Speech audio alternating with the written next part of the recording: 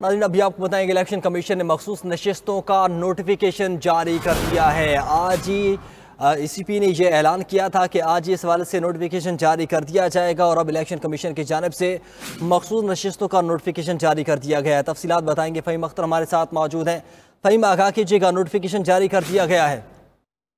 जी बिल्कुल, election commission of Pakistan ने मखसूस नशिस्तों से मुतालिक जो सुप्रीम कोर्ट ऑफ पाकिस्तान है का जो हुक्मनामा आया था आईनी बेंच का, उसके ऊपर अमल दरामद करते हुए 74 जो मखसूस नशिस्तें हैं वो बहाल कर दी हैं और ये 9 सियासी जमातों में तकसीम की गई हैं। कौमी असम्बली की 19 जो नशिस्तें हैं वो बहाल की गई हैं, जिसमें मुस्लिम लीग नून, पाकिस्तान पीपल्स पार्टी, जमीयत उलमा इस्लाम की नशिस्तें बहाल की गई हैं। इसके अलावा खैबर पख्तूनख्वा असम्बली की जो 25 मखसूस नशिस्तें थी उनके भी नोटिफिकेशन को बहाल किया गया है। इसी तरीके से पंजाब असम्बली के जो 27 अराकीन हैं उनकी भी नशिस्तें बहाल की गई हैं। 24 इसमें खवातीन की नशिस्तें हैं और 3 अकलीतों की नशिस्तें हैं। सिंध असम्बली की भी 3 नशिस्तें मजबूरी तौर पर बहाल की गई हैं और उसमें जो 2 नशिस्तें हैं वो खवातीन की हैं और 1 अकलियत की नशिस्त है। अगर हम जो पार्टी वाइज बात करें तो सबसे ज्यादा नशिस्तें पाकिस्तान मुस्लिम लीग नून की बहाल हुई हैं, उसके बाद जमीयत उलमा इस्लाम की, फिर पाकिस्तान पीपल्स पार्टी की नशिस्तें बहाल की गई हैं। अवामी नेशनल पार्टी समेत पाकिस्तान तहरीक इंसाफ पार्लियामेंटेरियन, इसके अलावा इस्तेकाम पाकिस्तान पार्टी और MQM की भी नशिस्तें जो है बहाल की गई हैं। आज इलेक्शन कमीशन ऑफ पाकिस्तान का अहम इजलास हुआ था और इस इजलास में ये फैसला किया गया था कि जो इजाफी मखसूस नशिस्तें जिनका नोटिफिकेशन 27 जून 2025 को सुप्रीम कोर्ट के हुक्म के ऊपर मुअत्तल किया गया था, अब उनको रिस्टोर कर दिया गया है और यूं कौमी असम्बली के ऐवान में जो हुकूमती इत्तेहाद है उसको 2/3 अक्सरियत हासिल हो। अच्छा फ़हीम, ये बताइएगा अब इसके बाद किस जमात को कितनी नशिस्तें मिली, इस हवाले से अब क्या तफसीलात हैं?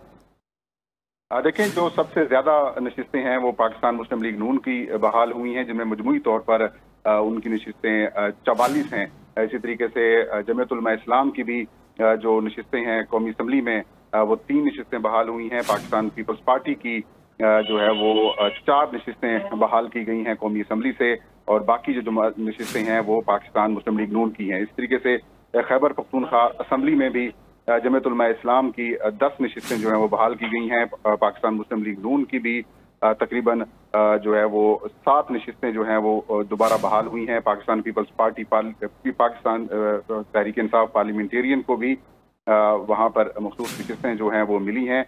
इसी तरीके से जो पंजाब असम्बली है उसमें सबसे ज्यादा जो शेयर है वो पाकिस्तान मुस्लिम लीग नून का बहाल हुआ है।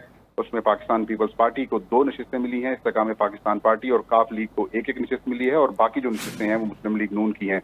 इसी तरीके से अगर सिंध असम्बली में हम देखें तो पीपल्स पार्टी की 2 नशिस्तें बहाल हुई हैं और MQM की 1 नशिस्त जो है वो बहाल की गई है और ये तमाम नशिस्तें जो कि सुप्रीम कोर्ट ऑफ पाकिस्तान ने पाकिस्तान तहरीक इंसाफ को देने का फैसला किया था उसके ऊपर इलेक्शन कमीशन ने अमल दरामद नहीं किया था और उसके ऊपर इलेक्शन कमीशन ने जो सुप्रीम कोर्ट ऑफ पाकिस्तान में नज़र रसानी की दरख्वास्त दायर की, तकरीबन 17 समातों के बाद फैसला किया था और वो नशिस्तें दोबारा जो हुकूमती इत्तेहाद और दीगर जमातों को देने का फैसला किया गया था, अब उसका नोटिफिकेशन जारी कर दिया गया है और सुप्रीम कोर्ट के फैसले के ऊपर इलेक्शन कमीशन ने अमल दरामद करते हुए जो जून 2024 का जो ऑर्डर था उसको अब बहाल कर दिया गया है और यूं 74 नशिस्तें जो इलेक्शन कमीशन ऑफ पाकिस्तान ने इजाफी थी वो अब बहाल कर दी हैं।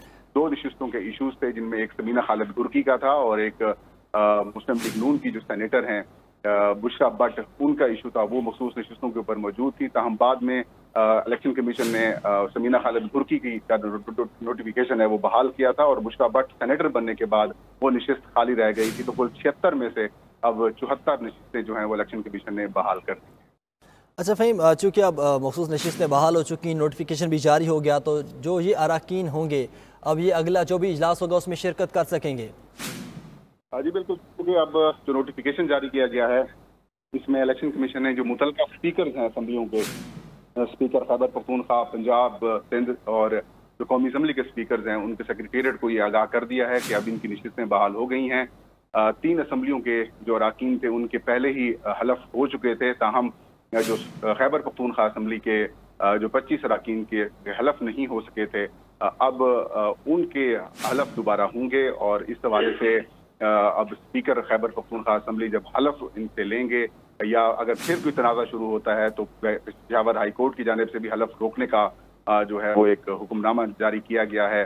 एक दो रोज पहले। तो अब अगर वहां पर इस तरीके से इश्यूज सामने आते हैं तो फिर मामला लटक जाएगा। अगर हलफ हो जाता है तो फिर वहां पर जो खैबर पख्तूनख्वा से जो 11 सेनेट की नशिस्तों के ऊपर इंतखाबात भी इसी केस की वजह से रुके हुए थे, अब उनके इलेक्शन होने का भी इम्कान पैदा हो गया है, क्योंकि जैसे ही वहां पर हलफ होगा उसके बाद इलेक्शन कमीशन जो है वो शेड्यूल जारी करेगा और जो पोलिंग की तारीख होगी वो मुकर्रर करेगा और उसके बाद इंतखाबात कराए जाएंगे। तो अब जो प्रोसेस है वो अब तकरीबन दोबारा से शुरू होगा। अच्छा फिर ये भी आगाह कीजिएगा, अब इसके बाद पार्टी पोजीशन क्या होगी? अब जो हुकूमत है उसके पास 2/3 मेजोरिटी आ चुकी है। देखें, अब जो मुस्लिम लीग नून है उसकी जो इजाफी नशिस्तें मिलने के बाद उनकी जो पोजीशन है वो 124 के करीब मेंबरान तक पहुंच चुकी है।